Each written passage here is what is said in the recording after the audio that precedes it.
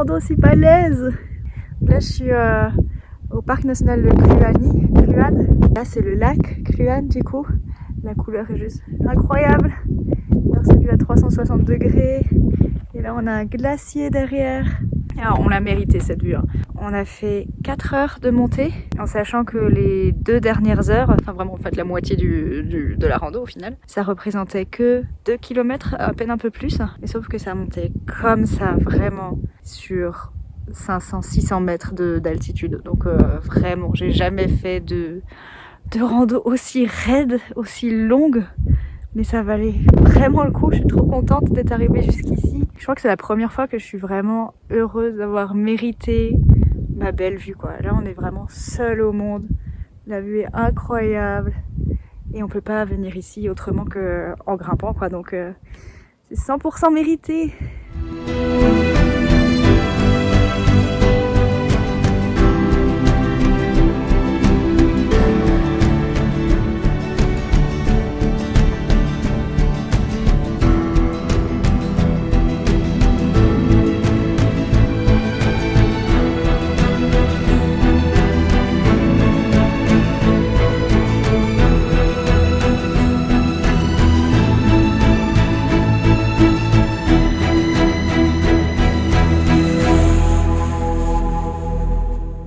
Bienvenue dans le Yukon. Alors en vrai je triche un peu, ça fait déjà 2 semaines que je suis arrivée. Mais je me suis dit que c'était plus simple de faire la vidéo topo explicative tout en un. C'est plus simple pour moi en tout cas.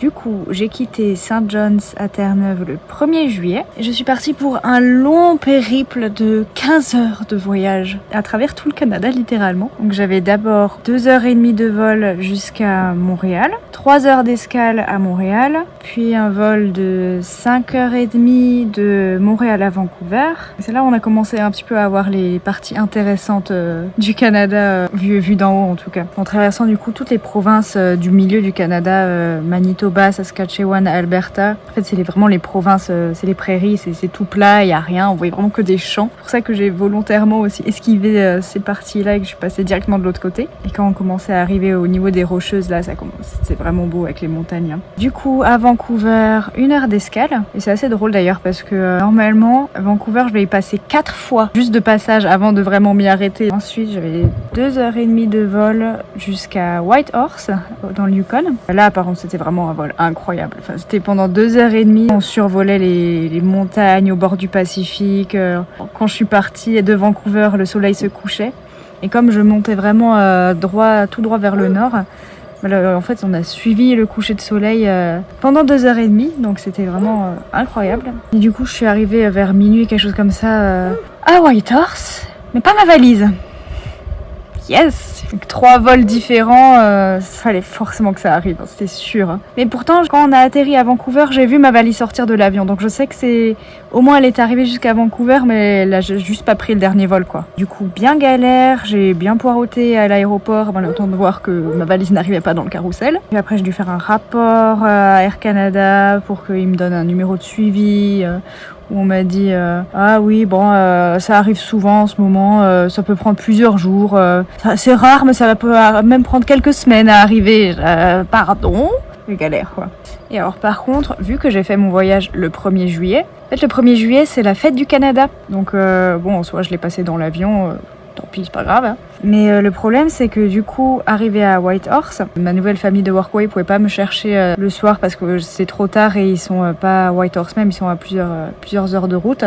Du coup oui, ils pouvaient pas me récupérer tout de suite en tout cas. Et vu que c'était la fête du Canada, ben tous les hôtels, les auberges étaient complets à Whitehorse. Il y avait plus rien, ou alors c'était vraiment super cher. Et donc en fait, ma solution de repli pour trouver quand même un endroit pour dormir, hein, c'est que alors, plusieurs semaines avant, j'avais posté un message sur un groupe Facebook du Yukon pour demander en fait simplement à des gens s'il y a quelqu'un qui pouvait m'héberger juste pour une nuit pour dépanner quoi. Et alors j'avais trouvé un petit couple adorable qu'un bébé qui sont venus me chercher à l'aéroport du coup, qui ont attendu pendant plus d'1 heure à que je ne récupère pas ma valise du coup. Et du coup j'ai dormi chez eux, je suis encore restée la matinée, enfin c'était vraiment super sympa, enfin les gens vraiment ils sont adorables pour aider. C'était un petit couple, ils venaient d'Ottawa qui était francophone en plus, donc c'était chouette hein.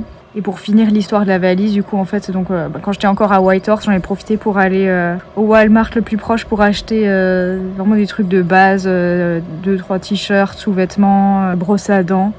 Normalement, tous ces trucs, ça sera remboursé par Air Canada pour dédommager le fait que je n'ai pas mes affaires. Et ironiquement, là où j'ai eu de la chance aussi, c'est que quand je suis partie de St. John's, ma valise était beaucoup trop lourde. On m'a dit qu'il faut alléger la valise, mais que je pouvais avoir un deuxième bagage à main avec moi. J'ai déjà mon sac à dos. Donc en fait, j'ai pris un sac à main que j'avais dans mon sac et j'ai fourré plein de trucs dedans pour décharger la valise. Hein. Et du coup, je me suis dit, tiens, tant qu'à faire, je vais emmener vraiment des affaires de base au cas où il se passe quelque chose avec ma valise. Hein. Du coup, j'avais pris quelques sous-vêtements, t-shirts, sweats, vraiment un truc de base. Hein. Et qu'est-ce que j'ai bien fait du coup ? Ça m'a été bien utile. Hein. Et au final, la valise a mis 5 jours à m'être retournée. 5 putains de jours où j'avais pas mes affaires. Hein. Bref, en tout cas, les aventures commençaient déjà à peine arriver, quoi. Et après, du coup, ma nouvelle famille Workaway a pu venir me chercher. Là, maintenant, du coup, je suis à Haynes Junction.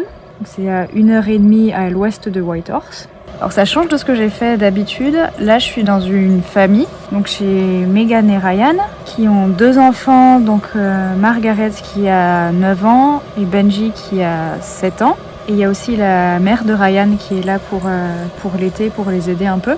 Donc, en fait, ils ont une petite ferme dans une assez grande propriété avec pas mal d'animaux. Alors ils ont 3 chiens domestiques, hein, plus le chien de Jan, la mère de Ryan.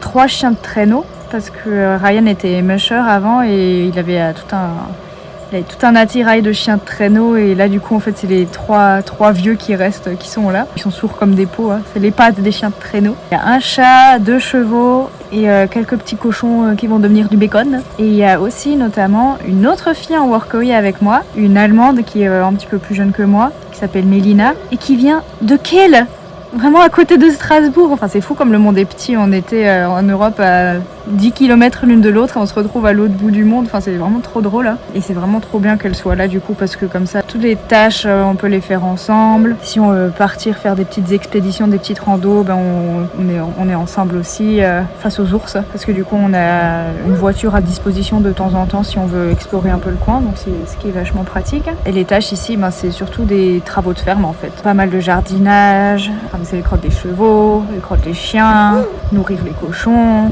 Par exemple après j'avais aussi nettoyer les voitures, nettoyer les frigos, s'occuper un peu des enfants aussi. Je les avais aidés à organiser, ranger leurs jouets, leurs vêtements. Mais sinon c'est pas mal de dur labeur. Enfin franchement c'est le Workaway où là j'ai vraiment le plus bossé je pense par rapport à tout ce que j'ai fait avant. Mais bon ça change un peu quoi. Ah, et ce qui est drôle aussi c'est que Ryan il chasse le bison. Ce qui fait que du coup très souvent pour les repas on mange du bison. Ça remplace le bœuf en fait. C'est un peu le goût du bœuf, un peu plus sec mais c'est bon quoi. Du coup j'ai vraiment l'expérience culinaire sauvage. Du coup petit topo sur le Yukon. Vous avez vu c'est pas une province, c'est un territoire qui est tout au nord-ouest du Canada, qui est frontalier avec l'Alaska. Alors c'est très peu peuplé, il y a je crois 40 000 habitants dans tout le Yukon, dont 25 000 à Whitehorse, à la capitale. Donc c'est dire c'est vraiment tout paumé quoi. Et là la petite ville Haynes Junction où je suis, c'est même pas 1000 habitants. Et le Yukon en été aussi, c'est le soleil de minuit. Bon, c'est pas tout à fait le soleil de minuit parce que là, on n'a pas passé le cercle polaire. Mais quand même, le soleil, il se couche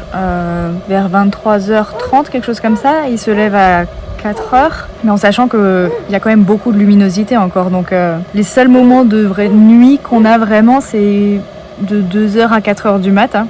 Sinon, tout le reste du temps, il fait jour ou alors vraiment très clair la nuit. Je pensais que ça me perturberait plus que ça pour dormir, mais en fait, non, ça fait vite. Hein. Et puis c'est chouette parce que du coup, on peut profiter vachement plus de l'extérieur et tout. C'est cool, quoi. Et alors, par contre, ce à quoi je m'attendais pas, c'est que quand je suis arrivée, il faisait 30 degrés. Quel est ce monde? Moi, si je viens dans le Grand Nord, c'est pour être tranquille niveau température, quoi, pas pour me taper les 30 degrés. Hein. Bon, c'est assez inhabituel quand même, mais ouais, pendant plusieurs jours, il a fait super chaud. L'ironie du sort, c'est que la seule fois où j'aurais pu utiliser mes vraies affaires d'été, genre short, débardeur, maillot de bain, j'avais pas mes affaires, hein. Dommage. Et comme par hasard, quand j'ai récupéré ma valise, ça a commencé à se rafraîchir un peu, quoi. Donc tant pis. Puis après là, les jours qui ont suivi, c'était plus autour de 20 degrés. Là, on est même descendu à vers 15 degrés. Plus de mauvais temps, mais c'est pas grave, ça me va aussi. Je préfère toujours ça que les 40 degrés que vous avez en ce moment. Donc, on est quand même bien dans le Grand Nord. Hein. Et alors, par contre, le seul truc qui est l'enfer ici, c'est les moustiques. C'est vraiment le pire endroit sur Terre. J'ai jamais vu autant de moustiques. Je me fais dévorer, c'est horrible. C'est l'enfer sur Terre pour les moustiques. Et là, du coup, j'ai passé 2 semaines ici. Demain, on s'en va avec Mélina passer le week-end à Whitehorse et dans les environs. Et après, en fait, elle me dépose, elle me laisse à Whitehorse. Elle revient ici. Et moi, ma nouvelle famille vient me chercher pour m'emmener dans mon nouveau workaway où je vais rester pendant 1 semaine. Du coup, on se retrouve là-bas.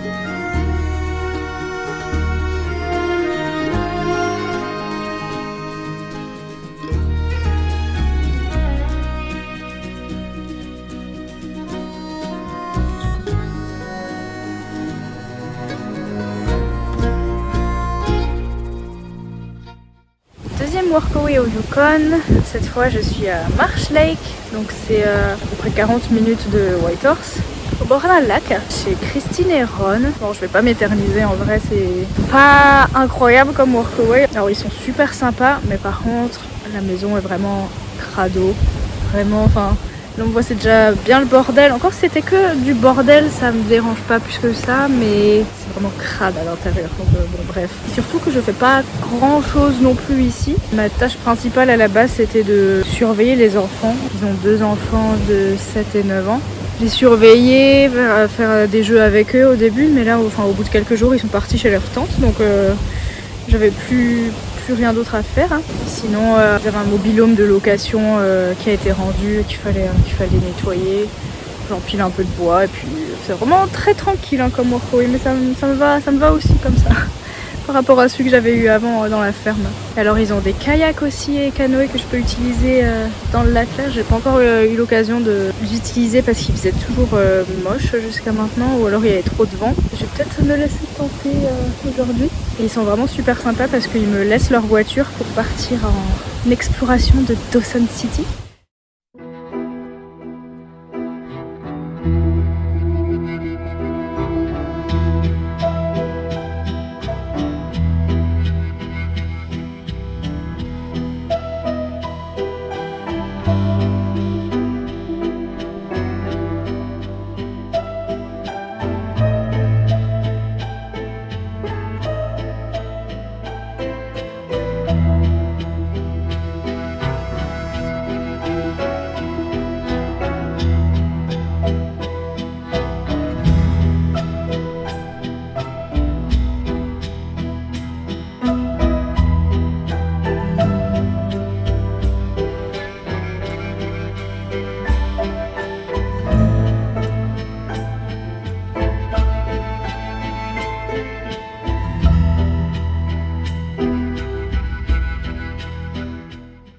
suis à Dawson City. Du coup, je suis montée bien au nord par rapport à Whitehorse ou ça. J'ai fait 8 heures de route, quelque chose comme ça. Et alors, vu que c'était quand même une sacrée route qui coûte assez cher en essence, hein, j'ai mis une annonce sur un groupe de covoiturage du Yukon. Hein, et j'ai trouvé une nana avec qui faire le trajet aller. Je lui ai demandé 40 $, c'était la moitié à peu près du plein que j'ai fait.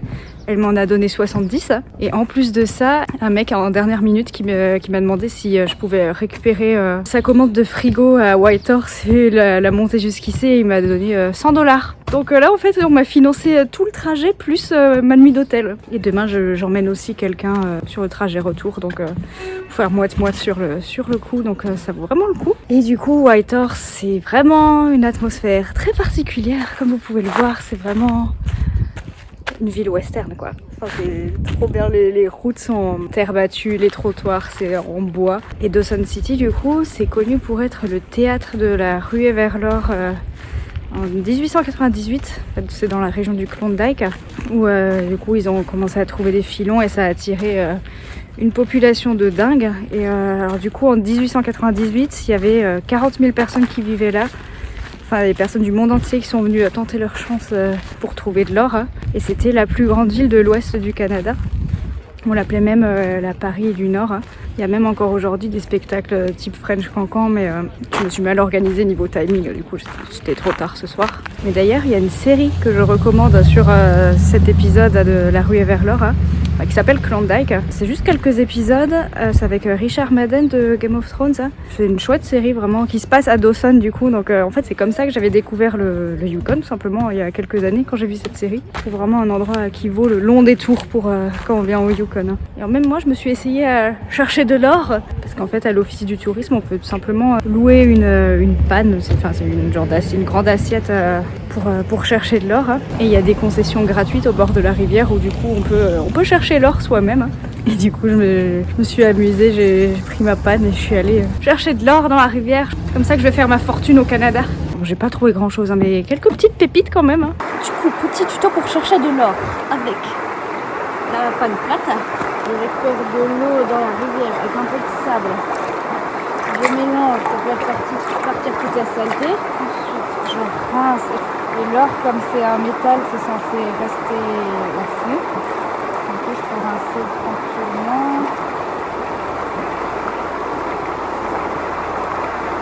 Normalement, tout ce qui est paillettes d'or, ça reste. Et là, on peut voir que j'ai une toute petite pépite d'or. C'est le début de la richesse. J'ai quand même réussi à choper quelques pépites. Hein. Bon, il y a pas mal de saleté aussi, mais il y a des pépites d'or. Hein. Mon précieux. Ah oui, et il y a une autre tradition assez spéciale ici. C'est le sourdough cocktail. En fait, il y a un bar spécial où la tradition, c'est de prendre un shot avec un orteil humain momifié dedans. Oui, miam miam. La règle c'est que tes lèvres doivent toucher l'orteil quand tu bois ton truc, mais tu dois surtout pas l'avaler, sinon c'est $2500 d'amende. Et qui a envie d'avaler ça aussi, c'est dégueulasse. Hein. Non, je ne l'ai pas fait, mais je suis juste allée voir à quoi ça ressemblait, c'était bien dégueulasse. Ce truc était tout noir. Il y a l'écrivain Jack London aussi qui a vécu à Dawson, hein, qui a écrit Cro-Blanc, L'appel de la forêt, parce que lui aussi il cherchait de l'or. Hein. Alors c'est assez marrant parce que le trajet sur le dernier tiers du coup pour arriver jusqu'ici, on traverse les montagnes et on se croirait dans les Vosges. Je suis un peu déçue quand même de venir jusqu'ici pour que ça ressemble aux Vosges. Bon et du coup je pense que je vais terminer ici sur le Yukon et on va enchaîner très rapidement avec l'Alaska.